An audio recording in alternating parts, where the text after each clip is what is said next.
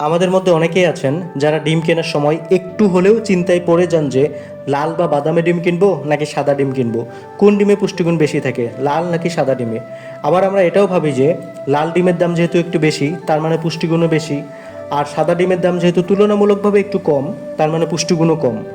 লাল বা সাদা ডিমে আসলেই কোনো পুষ্টিগুণের পার্থক্য আছে কিনা আজকের ভিডিওতে সেটাই জানার চেষ্টা করব।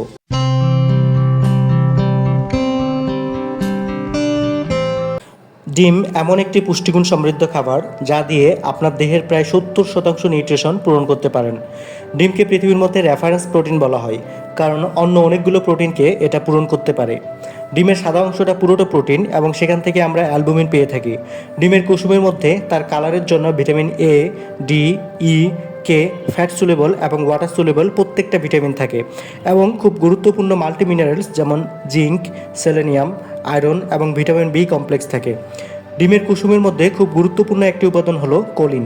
এটা আমাদের ব্রেনের নিউরো ট্রান্সমিটার হিসেবে কাজ করে থাকে। লিভারকে হেলদি রাখতে এই কোলিন খুব গুরুত্বপূর্ণ ভূমিকা পালন করে। যে কোনো সিকনেস থেকে দ্রুত রিকভারির জন্য যে ভালো প্রোটিন দরকার সেটা ডিমের বিকল্প ছাড়া আর কিছুই হতে পারে না।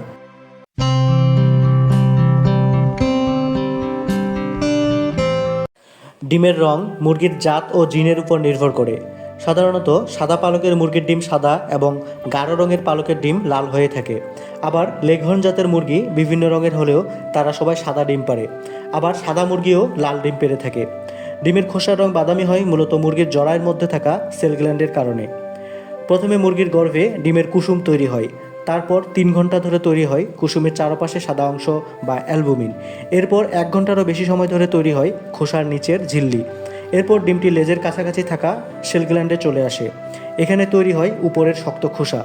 এই খোসা তৈরি হতে সবচেয়ে বেশি সময় লাগে প্রায় 20 ঘন্টার মতো। এভাবে প্রায় সব প্রক্রিয়া শেষ করে একটি ডিম তৈরি হতে প্রায় 26 ঘন্টা সময় লেগে যায়।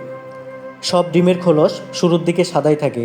ডিম তৈরির শেষ পর্যায়ে এসে মুরগির দেহের এক ধরনের রঞ্জক পদার্থ থেকে এ রং তৈরি হয়, তবে যেসব ডিম সাদা থাকে সেগুলোই রংযোগ হয় না।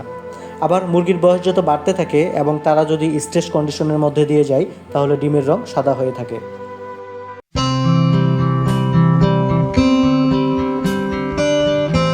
পুষ্টিবিদ এবং পোলট্রি বিশেষজ্ঞদের মতে ডিমের খোসার রঙের সাথে এর পুষ্টিগুণের কোনো পার্থক্য হয় না।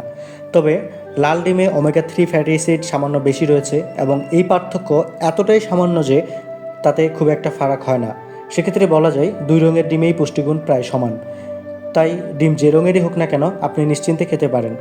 তবে আমাদের খোলসের দিকে খেয়াল না রেখে মুরগি কী ধরনের খাবার খাচ্ছে এবং কী ধরনের পরিবেশে বেড়ে উঠছে সেদিকেই খেয়াল রাখা উচিত।